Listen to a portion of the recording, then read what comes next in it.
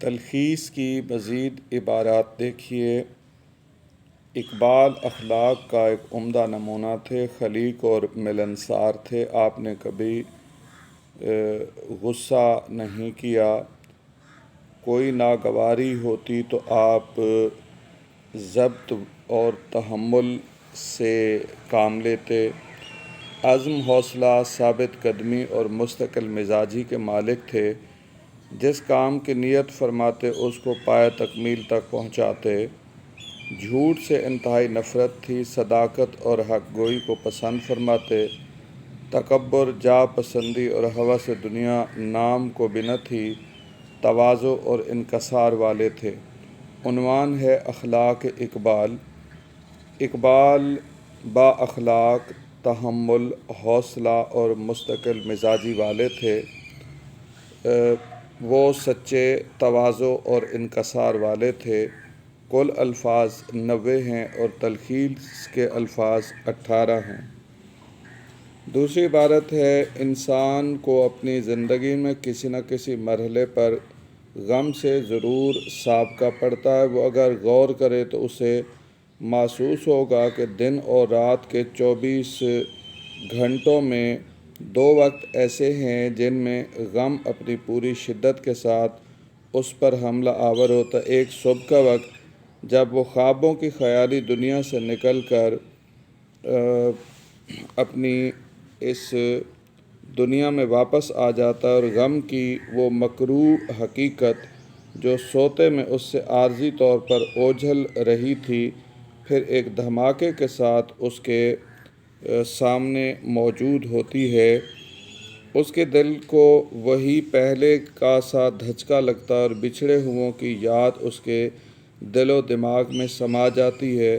اور دوسرے غروب آفتاب کا وقت جس میں حزن و ملال کی شدت میں اضافہ ہونے کی وجہ بالکل طبعی اور فطری ہے۔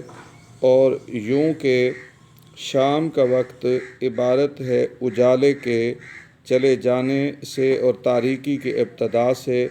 اجالا خوشی اور امید ہے اور تاریکی غم، سوگواری اور مایوسی ہے۔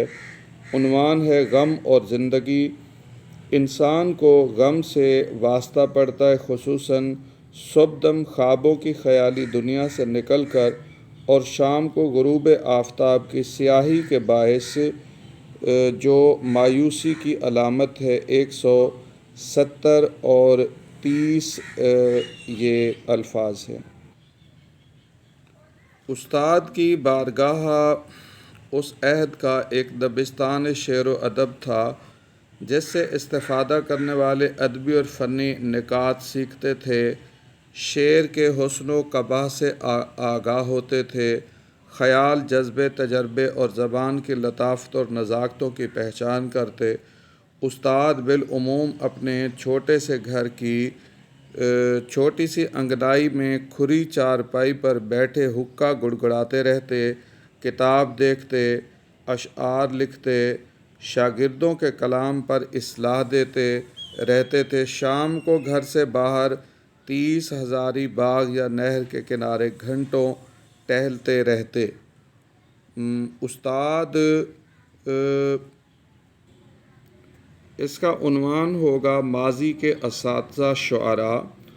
استاد شعر و ادب سکھاتا تھا اور شاگرد سیکھتے تھے۔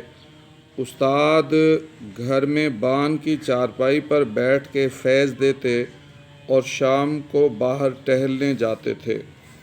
ہمارا مذہب اسلام ہے۔ ہمارے نزدیک اللہ ایک ہے جو رحمان بھی ہے، رحیم بھی۔ بتوں کی پرستش شرک ہے۔ قیامت کا ایک دن مقرر ہے جب کہ عمل کا حساب ہوگا۔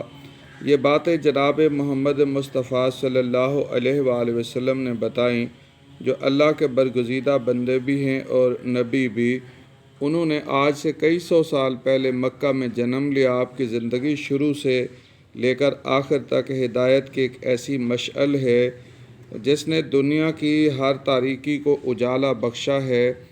آپ سے قبل عرب بت پرست تھے۔ اللہ کا گھر خانہ کعبہ بتوں سے بھرا ہوا تھا۔ من و وزنی بت خدا بنے ہوئے تھے، حالانکہ وہ کسی کو ضرر پہنچا سکتے تھے، نہ کوئی فائدہ۔ پوری انسانیت گناہوں میں لتھڑی ہوئی تھی، عورت رسوا ہو چکی تھی۔ رسول مقبول نے جب اس ماحول کو دیکھا تو سوچتے تھے کہ انسان کدھر جا رہا ہے۔ آپ ایک غار میں اکثر تشریف لے جاتے، وہاں سوچتے، غور فرماتے، عبادت فرماتے۔ آپ کے دل کی آرزوئیں بر آئیں۔ وہیں جبریل امین آپ پر وحی لے کر آئے۔ آپ کو اللہ نے اپنا رسول بنا کر گمراہ انسانیت کو راہ راست دکھانے کے لیے مقرر فرمایا۔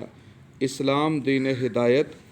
اسلام عقیدہ توحید اور قیامت کا پیغام یا پیام بذریعہ حضور صلی اللہ علیہ وآلہ وسلم دیتا ہے۔ آپ نے مکہ میں بت پرستی اور جہالت کا خاتمہ کیا۔ غار حرا میں نزول وحی سے آپ نبی و رسول بنے۔ کل 215 الفاظ ہیں اور 30 الفاظ میں اس کی تلخیص ہوئی ہے۔